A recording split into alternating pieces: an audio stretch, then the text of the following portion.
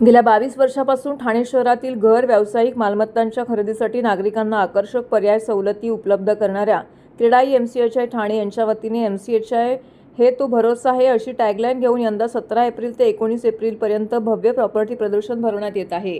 ठाणे पश्चिम येथील बाळकूम येथील दोस्ती वेस्ट काउंटीमध्ये सकाळी 11 ते सायंकाळी 7 पर्यंत प्रदर्शनामध्ये ग्राहकांना शेकडो गृह व वाणिज्य प्रकल्पातून पसंतीच्या मालमत्तेची निवड करता येईल। या प्रदर्शनात कर्जपुरवठा करण्यासाठी प्रसिद्ध बँक आणि खासगी वित्तीय संस्थांची दालनं असतील। क्रेडाई एमसीएचआय ठाणेचे अध्यक्ष सचिन विराणी यांनी पत्रकार परिषदेमध्ये ही माहिती दिली आहे। क्रेडाई एमसीएचआय ठाणेचे माजी अध्यक्ष जितेंद्र मेहता, क्रेडाई एमसीएचआय ठाणेचे नवनिर्वाचित अध्यक्ष गौरव शर्मा, सचिव फैयाज विराणी, प्रॉपर्टी प्रदर्शन समितीचे अध्यक्ष विभव बोरकर, खजिनदार जय वोरा, क्रेडाई एमसीएचआय ठाणेच्या युवा शाखेचे अध्यक्ष निमित मेहता इत्यादींसह पदाधिकारी व प्रमुख सदस्य उपस्थित होते। क्रेडाई एमसीएचआय ठाणे संस्थेने ठाणे शहराचा विकास, नागरिकांची गरज लक्षात घेऊन 22 वर्षात प्रदर्शनातून अनेक मालमत्ता प्रकल्प सादर केलेले आहेत। त्यातून हजारो कुटुंबांचे स्वप्नातील घर साकारले, हजारो व्यावसायिकांना वाणिज्य मालमत्ता खरेदी करता आल्या। त्यामुळे एमसीएचआय हे तो भरोसा आहे असा विश्वास ठाणेकरांकडून व्यक्त होत आहे। ठाणेकरांच्या विश्वासाला आम्ही पात्र ठरलो, याबद्दल अध्यक्ष सचिन विराणी यांनी आनंद व्यक्त केलाय। ठाणे शहरातील रिअल इस्टेट व्यवसायाचा वेगाने विस्तार होत असून नवे आधुनिक जीवनशैली असलेले गृहप्रकल्प साकारले जात आहेत। विशेषतः अनेक व्यापारी मालमत्ता आहेत। 17 एप्रिल रोजी सुरू होणाऱ्या प्रदर्शनाच्या माध्यमातून एकाच ठिकाणी नवीन युगातील घरे, वाणिज्य मालमत्तांची माहिती नागरिकांना मिळेल। रिअल इस्टेटमधील नवे पर्याय, सरकारी धोरणं आणि गृहसजावट व अंतर्गत रचनेबाबतही प्रदर्शनाला माहिती मिळेल। शहराचा विकास होत असल्यामुळे मालमत्तेत गुंतवणुकीची गुंतवणूकदारांना उत्तम संधी आहे। आतापर्यंत गुंतवणूकदारांना चांगला परतावा मिळाला आहे, त्यामुळे ग्राहकांसोबतच गुंतवणूकदारांनीही प्रॉपर्टी प्रदर्शनाला आवर्जून भेट द्यावी।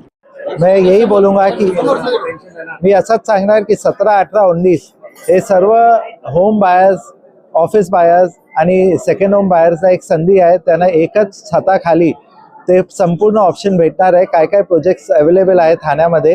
मी सर्वांना विनंती करतो की तुम्ही या, तुम्ही बघा आणि जे तुमचे आवडते प्रोजेक्ट असेल, जे तुम्हाला चांगला वाटेल ते तुम्ही त्याचा बुकिंग करा।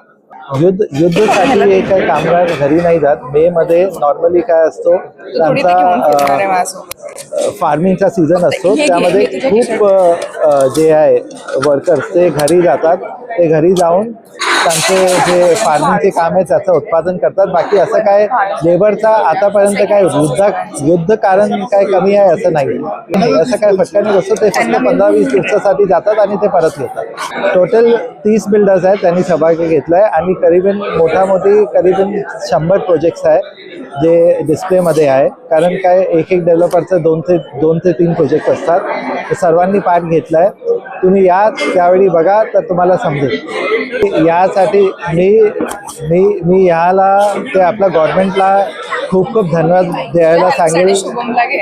स्पष्ट करून आपले जे डेप्युटी सीएम आहे एकनाथ शिंदे यांनी जे ट्रॅफिकचा प्रॉब्लेमसाठी जे काय सोल्युशन आहे ते सर्व इम्प्लिमेंट करून टाकलं आहे। कोस्टल रोड असेल की फ्रीवे एक्सटेन्शन ठाण्यापर्यंत असेल, भिवंडीचा रोड असेल, मेट्रो असेल, twin tunnel Borivali to Thane असेल, ते सर्व इन्फ्रास्ट्रक्चर काम चालू आहे। पर काही पण रातोरात होणार नाही आहे, त्याला 2 ते 3 वर्ष लागणार आहे। ते 2 ते 3 वर्षानंतर आम्हाला मी असं सांगू शकतो की जे तुम्ही ठाणा बघतात, तुम्ही एक डिफरंट आणि एक नवीन ठाणा बघता। पण मी पहिलेच सांगितलं होतं की कारू डॅम आणि शाही डॅमचा already MMRDA 450 crore already release केला आहे आणि लवकरच 3 ते 4 वर्षात कारू आणि शाही डॅमचा उत्पादन होणार। ते पूर्ण पाणी ठाण्यासाठी और दूसरा चलो ठाणे, ते हर एक डेव्हलपर आहे त्यांच्यासाठी काही ना काही स्कीम काढणार आहे। त्यावेळी एक्झिबिशनच्या वेळी ते लोकांना करवणार।